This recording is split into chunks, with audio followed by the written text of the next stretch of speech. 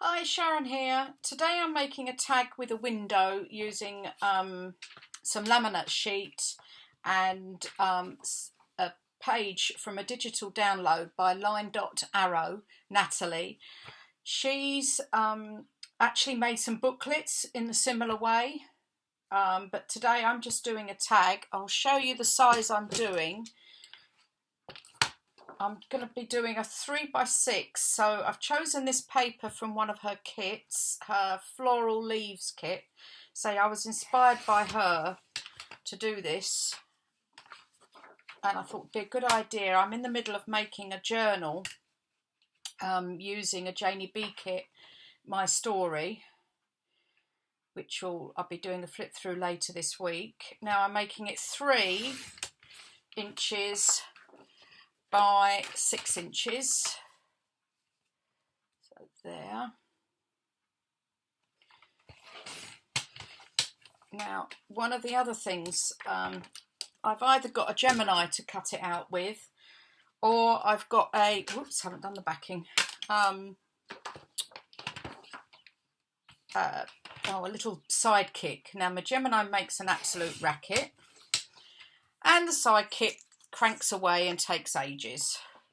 So I thought I would just show you how I cut, what size I'm doing, so you've got a rough idea. Now, she actually uses circles on her kit.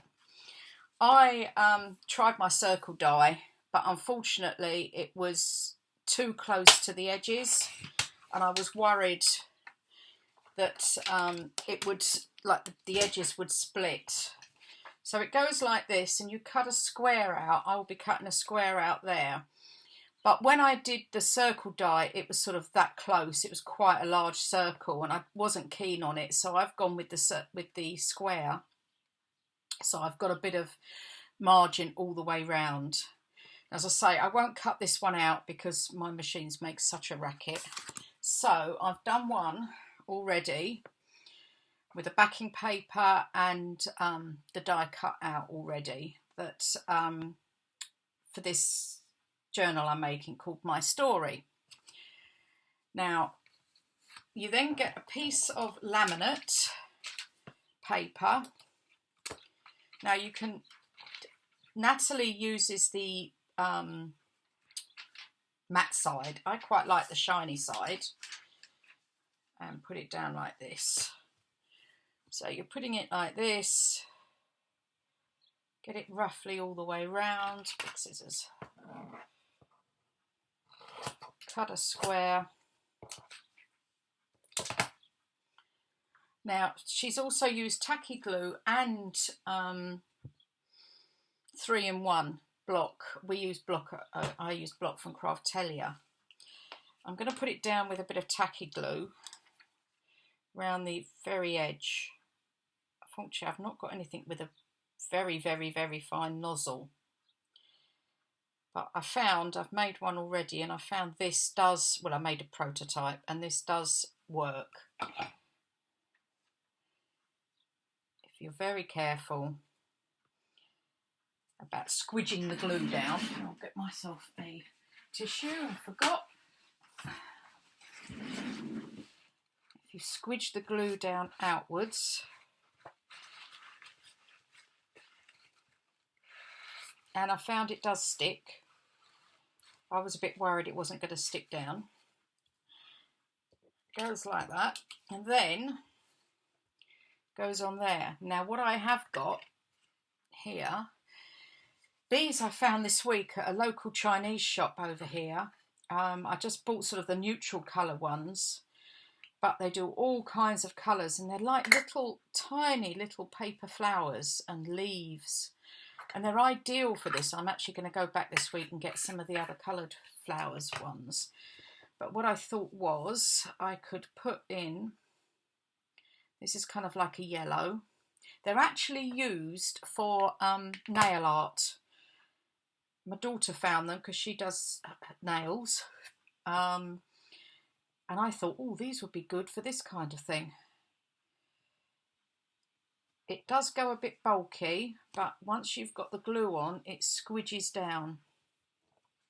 But I actually quite like that effect, personally. Now I need to move it down a fraction. Go like that. Oops. So take that off. I get the block and I go round the edge here. I hate this stuff sometimes because it gets so gooey. And round the edge there. And then I will put a little bit extra along the edges here, just to seal those flowers in. And this is where you get very, very gooey. And it dries quick, so you have to work quite fast with this.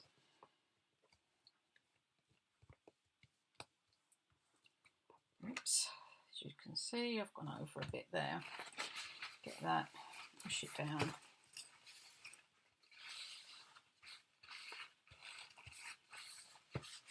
There, like that. Whoops, out of camera. I hope the rest of it was in camera. I was too busy gluing. There we go. So I've then got some, where is it? Victorian velvet. I'm going to edge around the edges. Actually, what I should have done, I keep forgetting to do my edges quite a lot of the time, but maybe I should have actually edged round there as well, inked rather round there as well. That would have looked quite nice. Still, we do these things, don't we? It's remembering everything, and I'm getting older. Right, and then I thought I've got this word from the kit, and I've got some material left over from a journal cover I've made, so I thought I would use my crimping scissors. And I quite often do this, is use up the scraps this way and crimp up the sides and on this side. I was going to put that down there. I actually was going to ink that in Victorian velvet, but I think I'm going to use vintage photo. I think it will stand out a bit more. Like this. And especially with the cream material. So this is from the My Story kit for Janie B. I'll also use the block or your 3-in-1 to go on the material.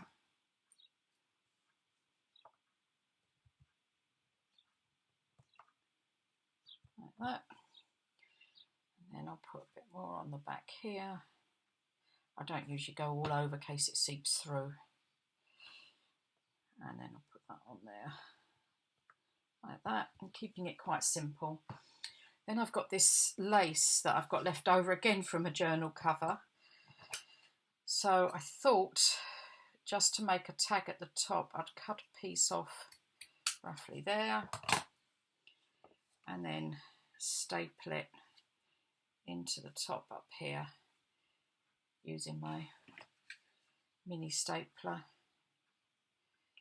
if I can get it in. I do find this quite difficult actually at times. There we go. Like that. So there you have a tag. What you could do, I've just left it white, but I'm actually using pink and blue dyed papers in the journal, so I could have put pink or the dyed papers on the back. But as you can see, it's quite effective, and I got this idea from Natalie at Line.Arrow. Go check out her YouTube. She's got some lovely new ideas. Or, having said this, somebody's probably done this already. But anyway, hope you enjoyed it. Thanks very much, and bye.